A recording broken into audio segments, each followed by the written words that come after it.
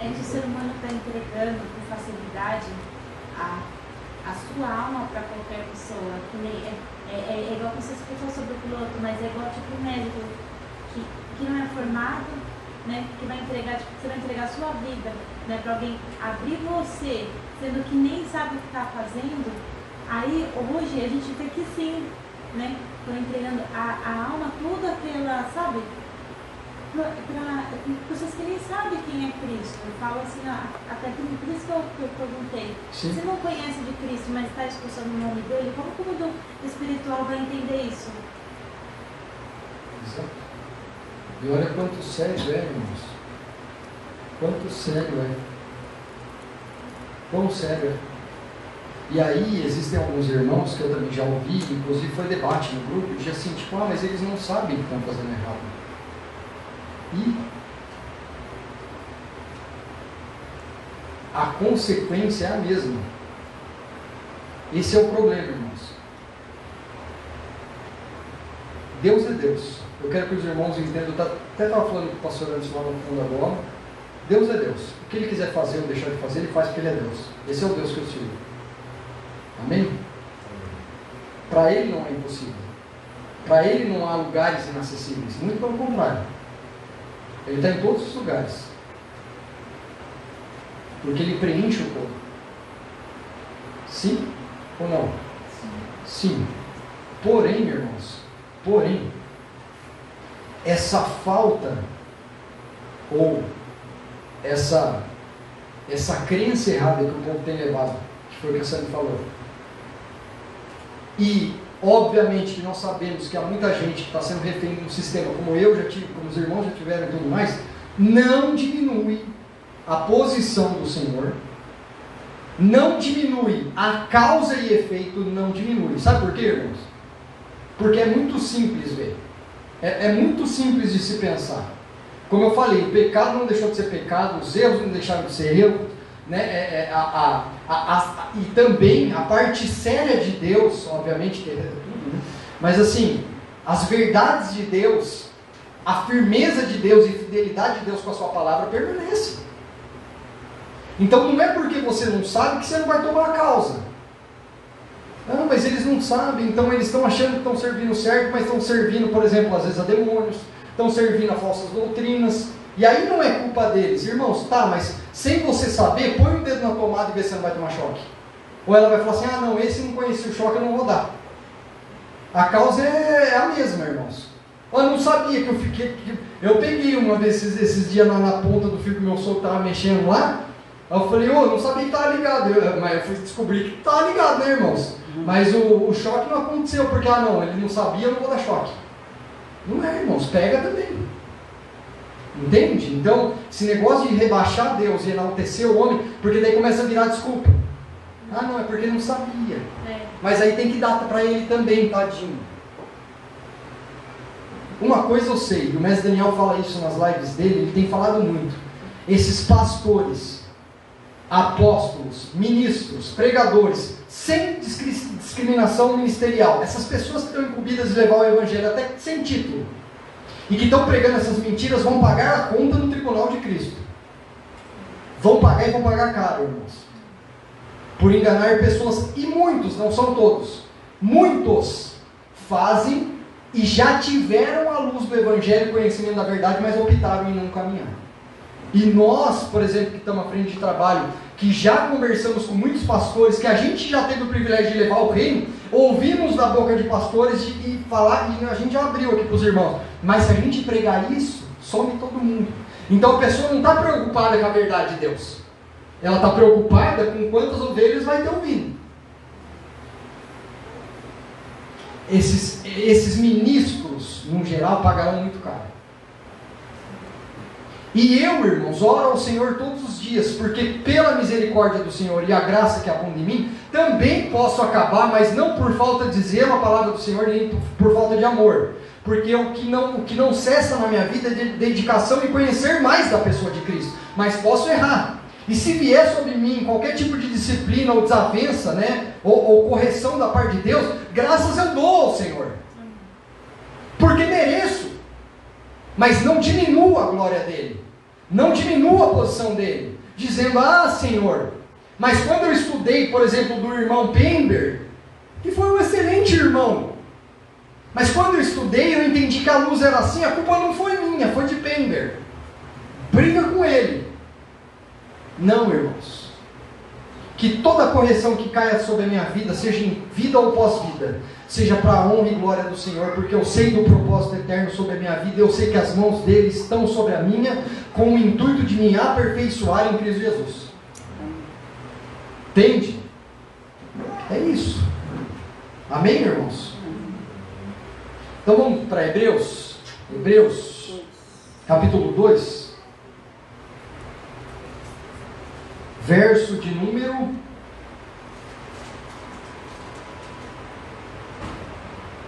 Deixa eu ver o que a gente vai ler aqui, irmãos.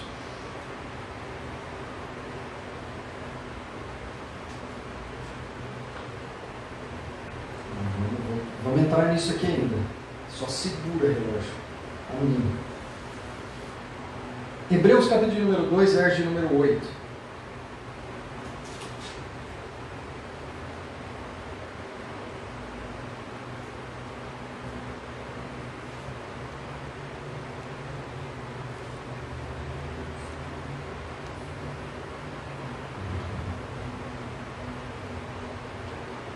Ai, irmãos, graças a Deus.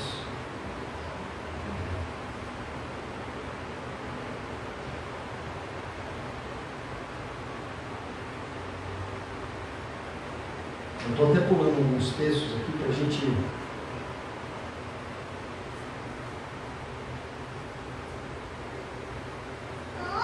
Amém. Hebreus 2:8. Todas as coisas lhe sujeitaste debaixo dos pés. Está falando de Cristo, tá? Amém? Depois você pode ler todo o texto, talvez do 2, 1, ou pegar desde Hebreus 1, que você vai ver que está falando de Cristo. Todas as coisas lhe sujeitaste debaixo dos pés. Ora, visto que lhe sujeitou todas as coisas, nada deixou que lhe não esteja sujeito. Certo?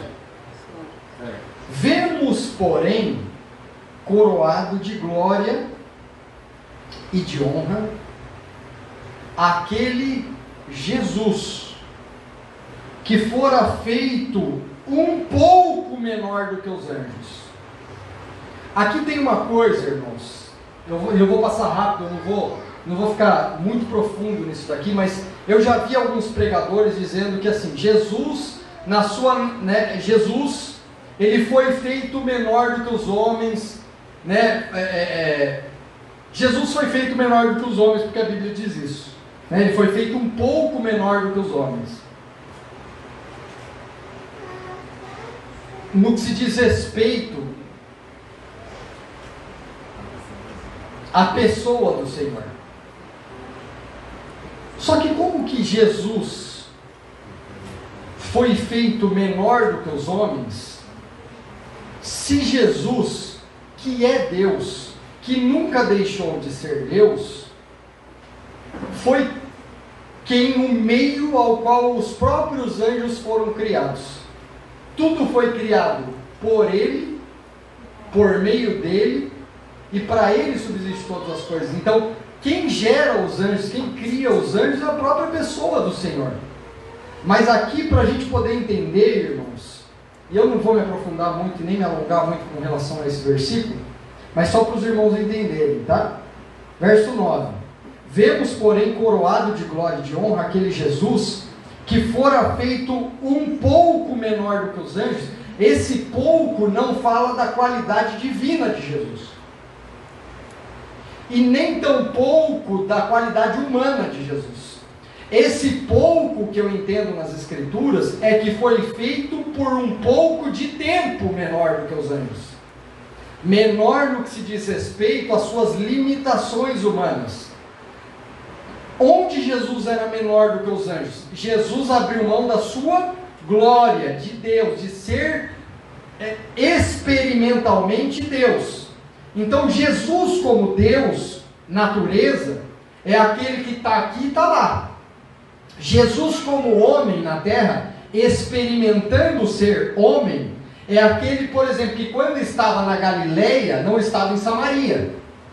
Por quê? Porque o seu corpo não permitia que ele fizesse isso. Embora ele fosse Deus, na sua natureza original e essência, ele estava experimentando a forma humana. E na forma humana, ou melhor, na carne, que ele não tomou forma, ele veio ser carne, o verbo que se fez carne. Como carne, ele não podia estar em Samaria e Galileia ao mesmo tempo. Certo? Neste aspecto, ele foi feito por um pouco menor do que os anjos. Mas não é que ele foi feito menor, é que pelo tempo em que Cristo está experimentando a carne, os anjos acabam tendo mais qualificações de poder e virtude do que o próprio Cristo, por conta da sua limitação humana. Amém, irmãos? Então, eu enxergo claro nas Escrituras que não fala de qualidade, porque Cristo como qualidade ele é maior do que os anjos. Até porque ele com Deus é pai dos anjos, é o gerador dos anjos, porque ele é um com o Senhor, Deus Pai. Mas pela sua natureza humana ele é um pouco menor, foi feito menor. Ele teve um espaço de tempo em que ele teve que ser menor. Que ser menor. E por que o menor? Porque ele abriu mão da glória, e a glória é o que? É toda virtude, poder de Deus. Só nesse tempo. Nesse tempo. É um tempo pouco menor, um pouco de tempo menor. A questão da morte também. Exato, precisava morrer, né? Então um pouco menor. E o interessante é que mostra aqui, irmãos, olha que interessante. Quando Hebreus, ele vai falar acerca, né, que, enfim, né, o autor aqui de Hebreus, indifere quem seja, né? Muitos creem que é Lucas, outros creem que é Paulo, enfim, né? Mas o autor aqui de Hebreus, ele vai trazer a iluminação dessa carta, escrita ao povo hebreu. Ele começa falando de um Cristo, de sua natureza gloriosa, porque é assim que nós entendemos a história. Um Cristo que, na verdade, o Filho de Deus, o próprio Deus glorioso, cheio de todas as virtudes, poder, enfim, né, inesgotáveis e inalcançáveis, que é o verbo vivo que se fez carne e veio habitar no meio humano. Então, da glória ele veio para a carne e para a glória, certo? E quando a gente pega Hebreus, olha como o Hebreus expõe, né? Capítulo 1, verso 2. A quem, verso 1, melhor, que daí completa aquilo que a gente está tratando. Havendo Deus antigamente falado muitas vezes e de muitas maneiras aos pais pelos profetas, a nós falou-nos nesses últimos dias pelo Filho. Então, você viu que foi aquilo que a gente conversou. Antiga aliança pelos pais e pelos profetas. E leio, nova aliança ele nos fala por meio do Filho. Tem nos falado por meio do Filho. Nesses últimos dias. A quem constituiu o herdeiro de tudo, por quem fez também o mundo. Por Cristo foi feito o mundo e Cristo foi constituído herdeiro de todas as coisas. Olha o 3. O qual, sendo resplendor da sua glória, a expressa imagem da sua pessoa, sustentando todas as coisas pela palavra do seu poder, havendo feito por si mesmo a purificação dos nossos pecados, assentou-se à destra de Deus nas alturas. Aí está expressando o Cristo glorioso e, obviamente, a completude da obra de Cristo. Mas quando ele chega aqui no momento que nós lemos no capítulo de número 2, verso de número 9, vemos, porém, coroado de glória e de honra, aquele Jesus.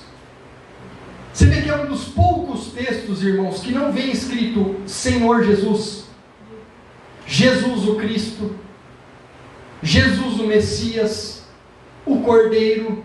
Aqui está especificamente falando, sendo, porém, coroado de glória e honra, aquele homem, Jesus. Jesus aqui aponta para a natureza dele humana, pessoa, não é para o que ele fez, óbvio, ele foi coroado e glorificado e herdeiro de todas as coisas por conta da sua obra, mas aqui está mostrando que ele como homem, Jesus, esse Jesus, filho de Maria, filho de José, certo? Homem, menino, que cresceu, Este foi coroado. E este homem foi feito por tempo menor do que os anjos. Consegue entender? Por causa da paixão da sua morte, para que pela graça de Deus provasse a morte por todos.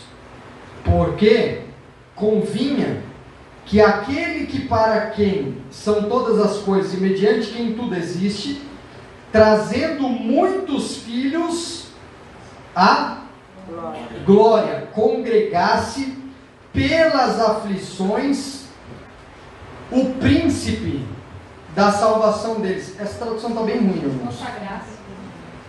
Consagrasse, perdão. Mas, perdão, não é congregasse, é consagrasse. Mas deixa eu ler numa outra tradução. Melhor. Ó, uma outra tradução, os irmãos. Verso 10. Tá? Verso 9 e 10.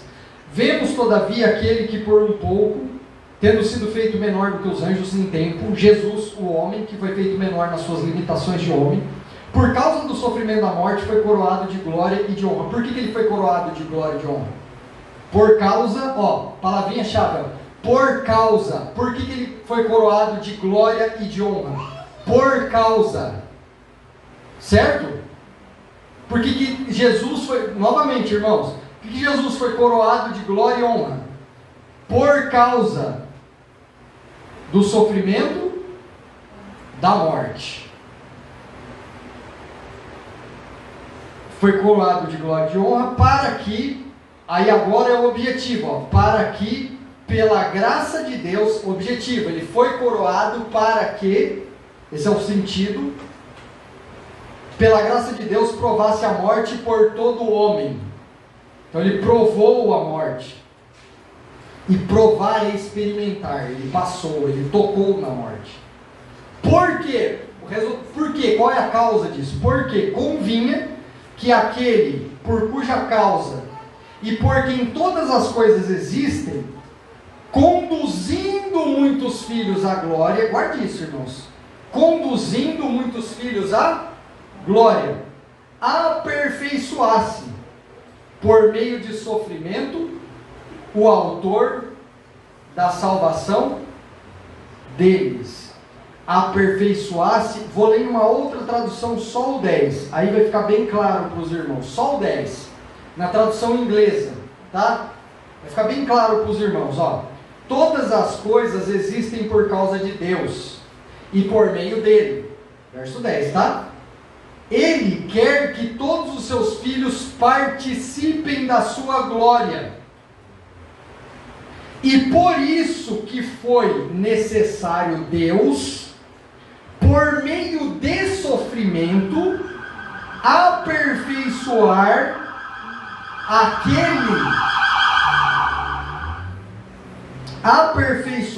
aquele que guiaria seus filhos para a salvação.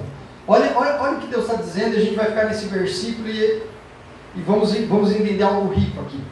Deus está falando o seguinte, o propósito, irmãos. Por isso que essa glória passa pelo Filho. Qual foi a obra do Filho? Qual foi a obra do Filho? E por que o Filho abriu mão da glória? Entenda uma coisa, irmãos. Deus enviou o Filho, e o Filho decidiu vir e tomar as dores, os pecados no nosso lugar por um objetivo: para que com Ele, Cristo, fôssemos participantes da glória dele. Ele abre mão da glória, ele esvazia todo o direito de ser Deus pela glória e poder, porque ele tem como objetivo enxertar pessoas para pessoas também participarem dessa glória. Não havia outro método para Cristo operar, para nós recebermos glória, homens corruptos, homens que não têm nenhum tipo de qualidade e virtude que seja compatível com Deus. Não tinha meio de nós chegarmos ao conhecimento da glória de Deus, a não ser Cristo abrindo mão da sua, tipo assim, eu abro mão, venho sem glória, para que aquilo que eu fizer, eu faça agora em conjunto com os meus irmãos. Agora, tudo que eu receber, eu dou direito aos meus irmãos de ser participante também, porque antes nós não tínhamos.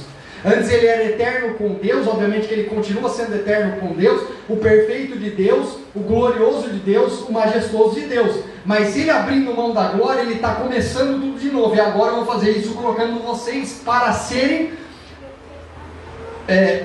na verdade, provadores da minha glória. Entende isso? Só que Deus fez isso de que forma em Cristo? Dando a Cristo sofrimento.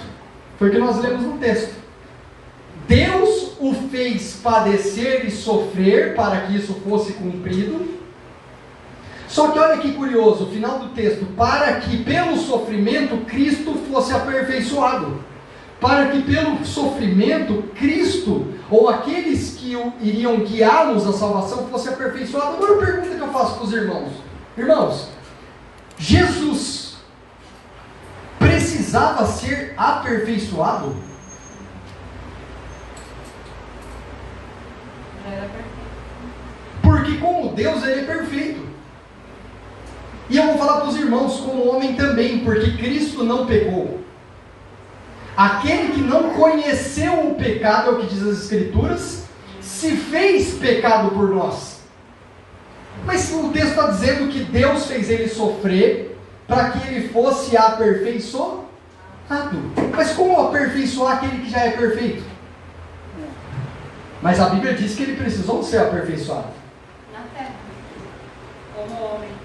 Mas como? Se ele não errou, você vai aperfeiçoar quem erra. Se ele não errou, como é que você vai trazer perfeição? Porque, não, é como homem, mas a pergunta é, vamos supor, eu tenho meu filho faz uma cagada lá, ele vai e me xinga. Eu preciso aperfeiçoar, porque ele errou, mas se ele nunca xingar, eu não preciso aperfeiçoar, ele já é perfeito. A pergunta é, do que o texto está falando? Se Cristo não conheceu o pecado, ele vai ter que ser aperfeiçoado do quê? Pergunta aos irmãos. Seriam nós, por conta de nós, que não somos perfeitos. Não, mas aqui ele sofreu para que ele fosse aperfeiçoado. É o que o texto diz. Deus Pai o fez sofrer e ele experimentou a morte para que ele tivesse que ser aperfeiçoado. A pergunta é como aperfeiçoar, é o que eu deixo para os irmãos, como aperfeiçoar aquilo que já é perfeito? Tem como?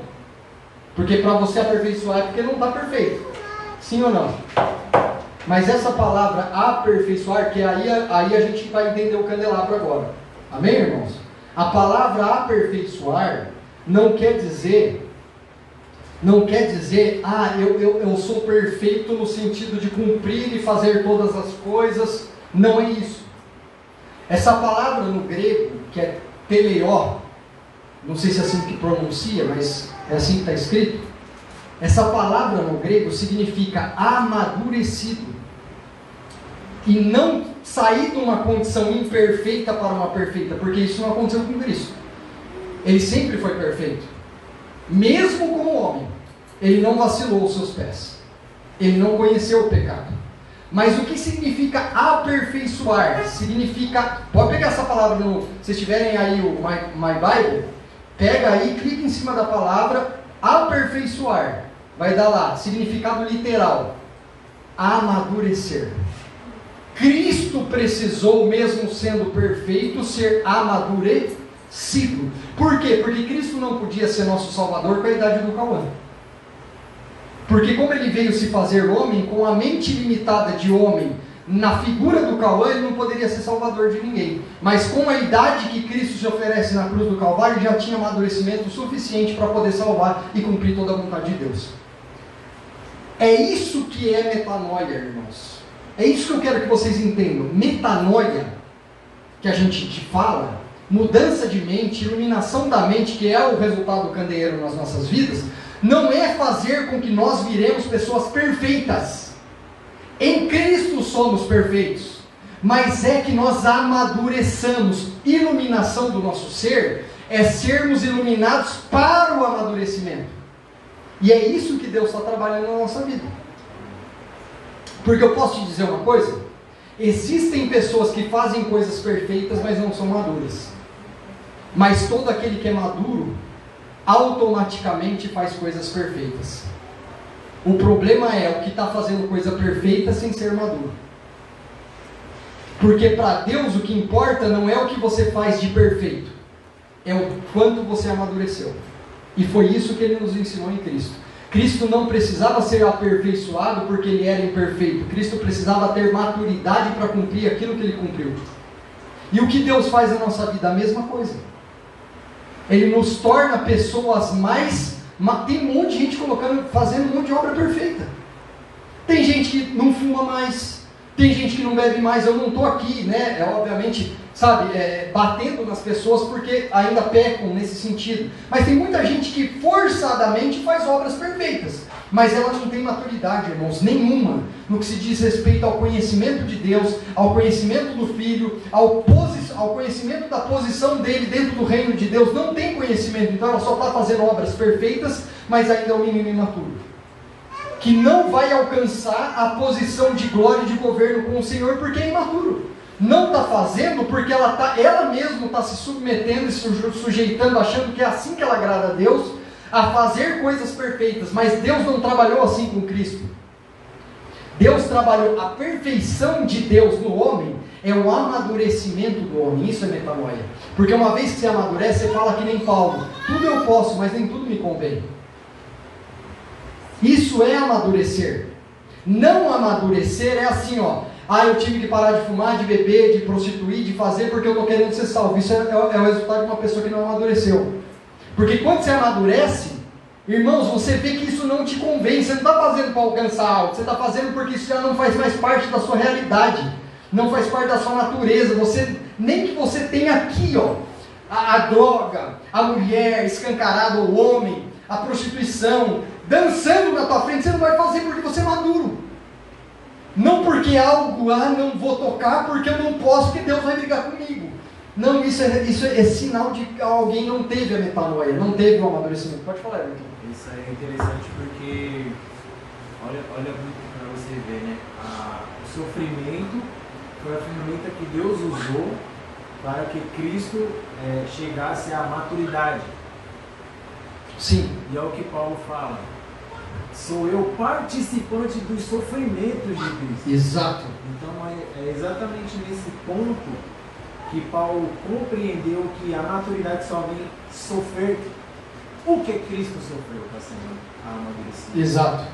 Não é qualquer sofrimento. Exato. É sofrer no Evangelho. Sofrer no Evangelho. Muito bem. Sofrer no Evangelho. Por Cristo. Não sofrer por sofrer. Estou sofrendo porque o meu namorado me deixou. Isso aí não é sofrimento. Mas sofrer pelo Evangelho. Estou sofrendo porque eu perdi o emprego. Isso aí não é sofrimento. É sofrer pelo Evangelho. Por Cristo. Certo? E sofrendo por Cristo, nós amadurecemos. Porque entenda uma coisa. Lembra, agora vamos voltar para Êxodo? Na ideia, né? Lembra que lá em Êxodo fala de: vou preparar um candelabro, esse candelabro vai ser de ouro puro, mas de ouro puro, moído, batido. Como Cristo recebeu a glória e o direito da glória para nos tornar participantes dessa glória? De um único jeito: sofrendo as coisas do Pai. E nós, como adquiriremos essa glória? Sofrendo as coisas de Cristo. Entende, irmãos? Como que vem esse brilho, essa chama, essa luz? De qualquer forma? Não, a Bíblia diz que foi porque Ele sofreu. Porque sofreu, nós lemos, vemos, porém, coroado de honra e glória. Estamos vendo esse Jesus, homem, que foi feito por um tempo menor do que os anjos, coroado de honra e de glória. Por causa da paixão da morte, para que pela graça de Deus provasse a morte. Porque convinha que aquele para quem todas as coisas, e mediante a quem tudo existe, trazendo muitos filhos à glória, consagrasse pelas aflições, ou fosse aperfeiçoado pelo sofrimento, em outra tradução, o príncipe da salvação deles. O príncipe da salvação, esse que seria punido, moído, esse que seria maltratado, humilhado, recebeu toda a honra e glória pelos sofrimentos vividos. E nós, da mesma maneira. Pelo Evangelho. Amém, irmãos? Amém. Os irmãos conseguiram pegar assim ou não? Amém.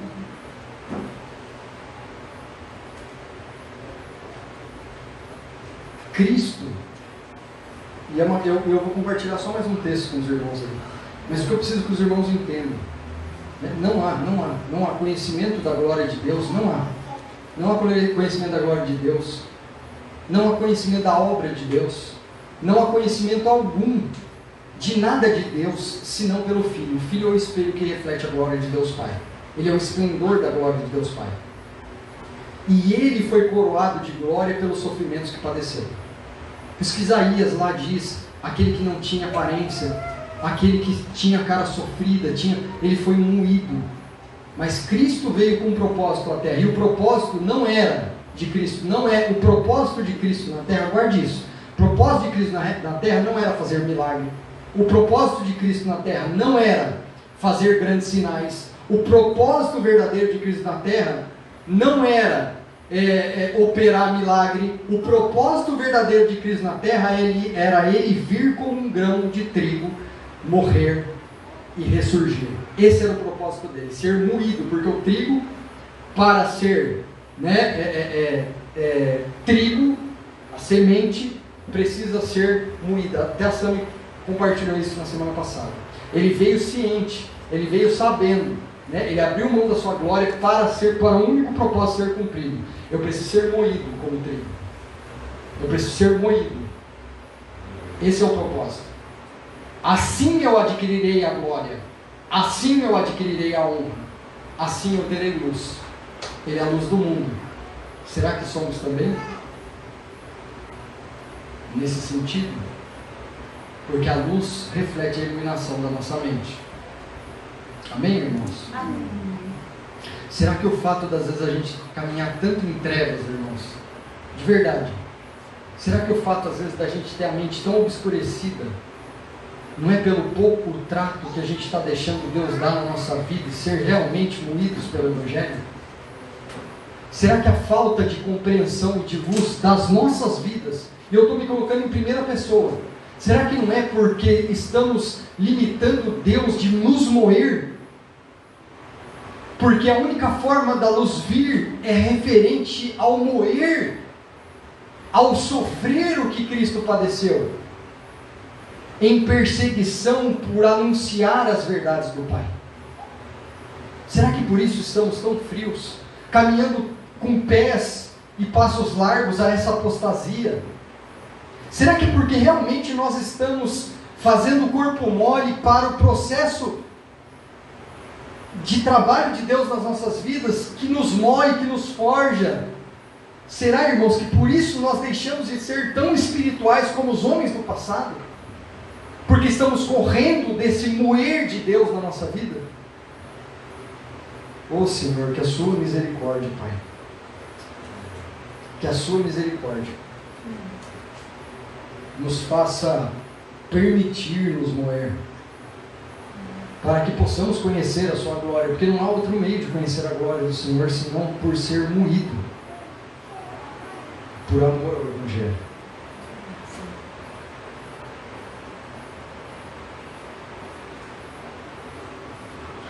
E é impressionante, irmãos, deixa eu ver se eu vou conseguir. Eu vou fazer o seguinte, irmãos. Vou fazer o seguinte, nós vamos voltar a falar disso, tá? Mas eu vou encerrar em mais, no máximo 5 minutos, para a gente entrar na ceia do Senhor. Embora a gente ainda está dentro do tempo, mas assim, mais 5 minutos. Mas eu não vou ler os textos, eu vou comentar com os irmãos, porque eu quero fazer isso em referência ao candelabro, para que na outra semana eu traga um outro aspecto do candelabro, ainda falando do candelabro, tá?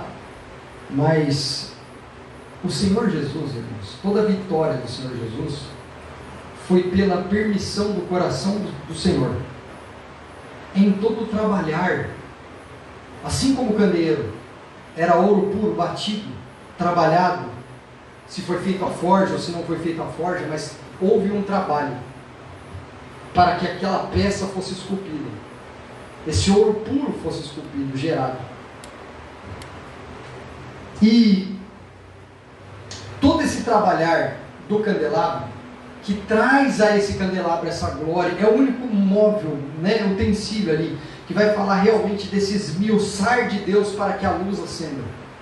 Tudo isso veio na vida de Cristo por toda a prova que Ele passou, e passou calado, de toda a vontade do Pai, de todo esmiuçar de Deus na vida do Filho.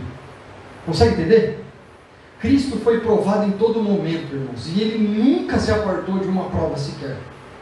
O que esse homem passou, estou falando como forma experimental na terra, não como Deus, mas como homem, o que ele passou, irmãos, produziu em si uma glória, que hoje é a mesma, que nos envolve, que nos traz graça, nos traz vida. Consegue entender? Ele nunca se apartou do martelo que Deus usava sobre a vida dele. A Bíblia diz, é o que eu falei, nós não vamos ler agora, mas na próxima semana nós lemos. Mas, lá no Evangelho segundo escreveu Mateus, vai dizer que o menino crescia e amadurecia. Crescia em graça e em sabedoria. Ele ia sendo trabalhado, à medida que ele ia crescendo e amadurecendo, Deus ia trabalhando na vida desse menino. Ele basicamente já veio ao mundo em perseguição, onde o rei do tempo chegou e ordenou, Satanás usando da mesma artimanha do que no tempo de Moisés, de vamos matar todos os meninos dessa idade abaixo, porque o Salvador vem por aí. Já começa a sua luta, a sua prova, ainda como criança, vivendo em situações, acredito eu, que desfavoráveis a uma criança, por viver em lugares não propícios, talvez, de se habitar, fugindo, os pais. Jesus vai crescendo em conhecimento, vai crescendo em graça, vai crescendo em entendimento do Senhor, e ele vai sendo tentado em todos os momentos. A gente vê no auge, né, a história de Jesus, que vai começar no auge da sua carreira ministerial, que é onde a gente vê todos os relatos do Evangelho. O que mostra de perseguição na vida desse homem? Onde ele ia, irmãos? Fariseus, saduceus, cercavam Jesus a fim de o pegar, e colocavam ele à prova, e a cada prova que Jesus passava, Jesus vencia. A cada prova que Jesus passava, Jesus vencia. Ele nunca teve das mãos dele, ou na vida dele, melhor dizendo, o alívio enquanto ele viveu. De a partir de agora é campanha, tá, Jesus?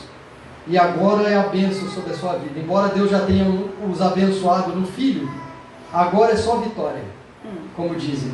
Não. O cessar de toda a batalha do Cristo, do Senhor, só foi depois que Ele entregou o Espírito na cruz do Calvário e derramou o sangue.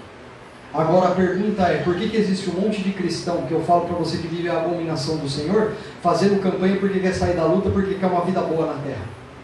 Se nem Cristo passou isso, quer ser melhor do que Jesus? Ele que não conheceu o pecado teve que sofrer tudo, aí você que conhece o pecado quer ter uma vida melhor do que ele na terra? Está invertendo o valor? Mas a grande chave, irmãos, e aí é onde eu encerro, a gente lê na semana que vem.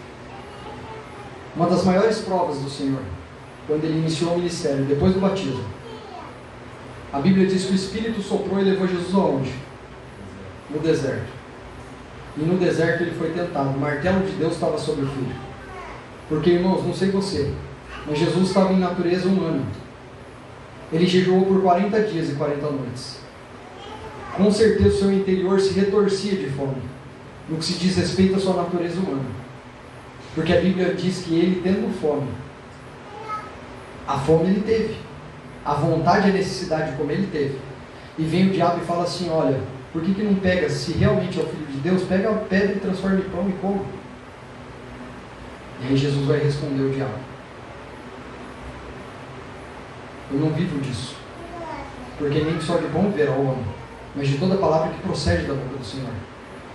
E a Bíblia diz que a fome, assim, a Bíblia enaltece tanto a fome do Senhor, que depois que ele venceu o diabo em todas as etapas, os anjos vieram e o serviram. Porque ele realmente tinha fome, mas ele venceu a prova. Porque ele poderia ter feito as pedras virar pão. Sim ou não? Sim. Ele poderia, porque Jesus já tinha amadurecido e sido forjado, e ele já estava na posição madura de operar milagres. Mas olha o detalhe de Satanás, irmãos. Olha o que Satanás propõe ao Senhor. Se verdadeiramente és o Filho de Deus, começo do ministério de Jesus, pegue as pedras e transforme em pão. Acredito eu que foi a maior artimanha do diabo, e é dessa forma que ele tem trabalhado na vida dos crentes hoje. Porque se acredita que assim começou o ministério de Cristo, e assim terminou o ministério de Cristo. Porque quando ele estava na cruz, não de forma mais pessoal, mas o diabo também usou um para dizer a mesma coisa ao Senhor. Se verdadeiramente é o Filho de Deus, desce da cruz e se salva. A mesma fala no início do ministério estava no final do ministério. Porque é isso que o diabo faz na vida do filho. Tentar tirar a identidade. E Jesus, no seu moer, provou ser verdadeiramente o Filho de Deus, porque ele nunca perdeu a sua identidade. Lá no deserto, Jesus falou assim: nem só de pão viverá o homem, mas de toda palavra que procede do meu Pai. E na cruz ele não respondeu uma sequer palavra. Porque Jesus não tinha dúvida da sua filiação. E hoje o que o diabo tem feito na vida de muitos cristãos eu atrapalho a sua identidade, você não sabe mais de quem é filho. A estratégia de Satanás no começo do ministério de Jesus e no final do ministério de Jesus resulta tudo o que está acontecendo hoje dentro da igreja e o povo não sabe. Porque é assim que o diabo joga. Será que verdadeiramente você é o Filho de Deus? Se verdadeiramente é o Filho de Deus, será por que está pecando então? E aí o crente vai lá e vacila os pés e acha que perdeu a salvação. É a mesma estratégia que Deus utilizou com Jesus. Jesus, o Senhor, nunca perdeu a sua identidade. Isso mostra, não que ele era uma pessoa perfeita, mas uma pessoa madura. Esse é o amadurecer de Deus. Não importa o que você fala, não importa o que aconteça, não importa se disseram que Lázaro está morto, para mim só dorme e vai ressuscitar. É assim que Jesus trabalhava.